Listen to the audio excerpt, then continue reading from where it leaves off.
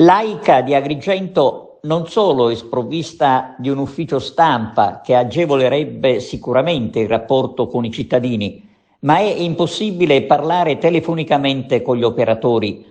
Oggi abbiamo tentato ripetutamente di parlare con un addetto ai lavori stradali, componendo il numero 0922 44 15 39, per chiedere notizie sugli scavi in via Alessio Di Giovanni, dove dal 5 novembre esiste una recinzione senza vedere però gli operai.